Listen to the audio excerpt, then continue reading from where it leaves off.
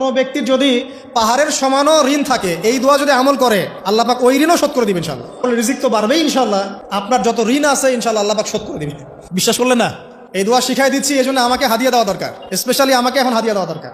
এটা গুরুত্বপূর্ণ দোয়া শিখাই দিচ্ছি। আর ঋণ কেমন জানেন? ওই যে এখন মানুষ ঋণ নিচ্ছে 1 কোটি টাকা ব্যাংক থেকে, 2 কোটি টাকা ব্যাংক থেকে, হ্যাঁ, কত বছর, 10 বছরের জন্য, 20 বছরের জন্য বাড়ি করছে, তাই না? তার ধারণা এমন যে সে মারা গেলে তার ঋণটা কেউ না কেউ শোধ করে দিবেই দিবে, তাই তো? আর আল্লাহ রসুল কি বলছেন দেখেন, একজন মারা গেছেন, নবী সাল্লাল্লাহু আলাইহি ওয়াসাল্লামের সময় একজন মারা গেছেন। তো নবী করিম সাল্লাল্লাহু আলাইহি ওয়াসাল্লাম বলছেন, এই ব্যক্তির কি কোনো ঋণ আছে? একজন সাহাবী বলেন, হ্যাঁ ইয়া রাসূলুল্লাহ, তো ঋণ আছে। নবীজি বললেন, তোমরা ওর জানাজা পড়ো, আমাকে ডেকো না, তোমরা ওর জানাজা পড়ে নাও, আমি জানাজা পড়তে চাচ্ছি না। আমি এখন কেমন করে আপনাকে বুঝাবো ঋণ কত ভয়ঙ্কর জিনিস?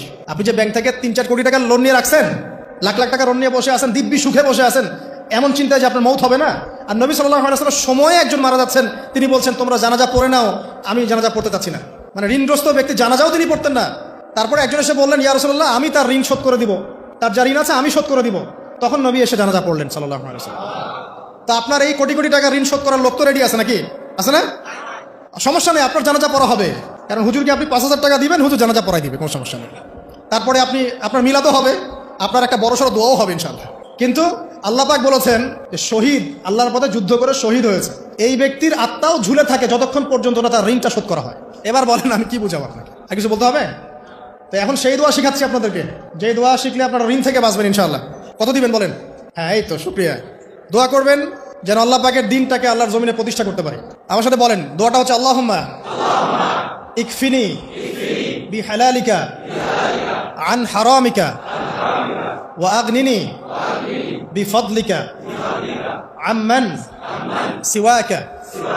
এই দোয়াটা ছোট না, এটা মুখস্থ করবেন, সেজদায় পড়বেন, নামাজের সেজদায় পড়বেন, আত্তাহিয়াতু দরুদ শেষ তারপরে পড়বেন, নামাজ শেষে হাত তুলে করবেন, যখন তখন শেষ রাতটা করবেন। ইনশাআল্লাহ দেখবেন আপনার ঋণ বলতে কিছু থাকবে না ইনশাআল্লাহ। যদি থাকেও, বড় কোনো ঋণ থাকেও, আল্লাহ পাক অন্য কোনো মাধ্যমে এটা শোধ করার ব্যবস্থা করে দিবেন ইনশাআল্লাহ। আমার জীবনে এমন ঘটনা ঘটেছে, এটা এখন গল্পটা মনে পড়ে গেল তাই বলছে, যে 1,20,000 টাকা ঋণ আছে আমার, শোধ করার কোনো অপশন নাই। আচ্ছা, আমার চোখে ধরা পড়ছে না যে 1,20,000 টাকা আমি কেমনে দিব। কি হলো, হঠাৎ করে আমরা একটা সার্কুলার দেখলাম যে সারা বাংলাদেশে ইসলামিক ট্যালেন্ট খোঁজা হচ্ছে। 2000, এটা মনে হয় 17 কি 18 সালের কথা, হ্যাঁ 18 না, আচ্ছা 18। তো হ্যাঁ, আলোকিত কেন। তো এখন আমার ওয়াইফ বলছেন যে আপনি এটাতে অ্যাপ্লাই করেন। আমি অ্যাপ্লাই করবো, এটা তো আলেম ওলামাদের প্ল্যাটফর্ম, আমি এখানে জেনারেল থেকে আসা মানুষ কেমন করে কি। তো সে বলছেন আপনি পারবেন ইনশাল্লাহ, আপনি পড়াশোনা করেন ইনশাল্লাহ পারবেন। তো আমি দেখছি আগে প্রাইস কি আছে, কষ্ট তো করবো, আগে পুরস্কারটা কি। তো পুরস্কারটা দেখছি যে একটা ওমরা করাবে। ওমরা করা তো যে কারোর জন্য একটা মানে স্বপ্নের ব্যাপার না? ওমরা করা তো সবাই আমরা খুব পছন্দ করি, আল্লাহ পাক আমাদেরকে বেশি বেশি ওমরা করার তৌফিক দেখ। আর লেখা আছে যে ফার্স্ট প্রাইস 3 লাখ টাকা, second prize 2 lakh, third price হচ্ছে 1 লাখ টাকা। আচ্ছা ঠিক আছে। তারপর টানা 4 কি 5 মাস দৈনিক 10 থেকে 12 ঘন্টা করে পড়েছে। টানা 4 থেকে 5 মাস দৈনিক 10 থেকে 12 ঘন্টা, নাওয়া খাওয়া সব ওখানেই। আর যতটা সহজ মনে করছেন আসলে কিন্তু প্রতিযোগিতা অত সহজ নয়। আসলে যে কোনো জায়গা থেকে প্রশ্ন আসতে পারে, আকিদা, সিরাত, ইতিহাস, এটা ওইটা অনেক টপিক, প্রায় 36টা বিভাগ আছে। তো আলহামদুলিল্লাহ কিভাবে জানি আস্তে আস্তে উঠতে পারলাম। গিয়ে দেখলাম যে হ্যাঁ, টিভি রাউন্ডে চলে গেছি। আমি তেমন কিছুই করি নাই, আমি শুধু পরিশ্রম করেছি, আল্লাহর কাছে বেশি থেকে বেশি দোয়া করেছি যে আল্লাহ আমার ঋণ আছে, ঋণ শোধ করতে হবে একটা। এবং আমি চাচ্ছি যে এই প্রোগ্রামের মধ্য দিয়ে দিনের একটা বড় সার্কেল পাওয়া যায়, দিনী প্ল্যাটফর্ম পাওয়া যায়। তো আলহামদুলিল্লাহ আল্লাহ পাকের ইচ্ছায় সেখানে একটা ভালো রেজাল্ট হলো, এবং সেখানে ওমরাও করা হলো আলহামদুলিল্লাহ, এবং ক্যাশ তারা খুব তাড়াতাড়ি দিয়ে দিয়েছে। আমি পুরো ক্যাশটা আগে পেয়েই আগে ঋণটা শোধ। এখন এই সময় কিন্তু আমি দোয়াটা করেছি, আল্লাহুম্মা ইকফিনি বিহালালিকা আন হারামিক ওয়া আগনিনি বিফদলিকা আম্মান সিওয়াক। দেখেন, আমি কিন্তু জানতামও না এমন কোনো প্রতিযোগিতা হবে, আমি সেখানে পার্টিসিপেট করব, ওই ওসিলায় ওমরা করব, ওই ওসিলায় আবার ঋণও শোধ হবে, আমার কিন্তু মাথায় ছিল না। এটাই হচ্ছে আল্লাহ পাকের সেই আয়াত, ওয়া মান ইয়াত্তাকিল্লাহ ইয়াজআল লাহু মাখরাজা। আল্লাহ পাককে যে ভয় করবে আল্লাহ পাক তার জন্য রাস্তা খুলে দিবেন ইনশাআল্লাহ।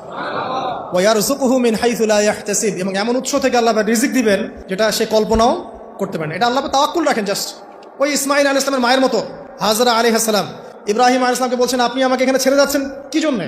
ইব্রাহিম বলছেন আল্লাহর আদেশে। তখন তিনি বলছেন তাহলে আল্লাহ আমাকে ফেলে দিবেন ইনশাআল্লাহ। সেই মায়ের গর্ভ থেকে ইসমাইলের মতো সন্তানের জন্ম হলো, যেই সন্তানকে বাবা বলছে যে আমি তোমাকে জবাই করছি, স্বপ্নে দেখেছি, ফানজুর মাযা তারা, তোমার রায় কি? সে বলছে ইয়া আবাতি ফাআল মা তুমার, আপনাকে যে আদেশ করা হয়েছে আপনি সেটাই করেন, সাতাজিদুনি ইনশাআল্লাহু মিনাস সাবিরিন, ইনশাআল্লাহ আপনি আমাকে ধৈর্যশীল পাবেন। দেখেন কোন মায়ের গর্ভ থেকে কোন সন্তান। তাকে কি বাবা মানুষ করেছিলেন? না, তাকে তার মা মানুষ করেছেন। তো ওই রকম তাওয়াক্কুলকারিনী হাজরা আলাইহিস সালামের মতো মা যদি ঘরে ঘরে থাকে, বোন আর স্ত্রী ঘরে ঘরে থাকে, তখন ইসমাইলি প্রজন্ম আসবে ইনশাআল্লাহ।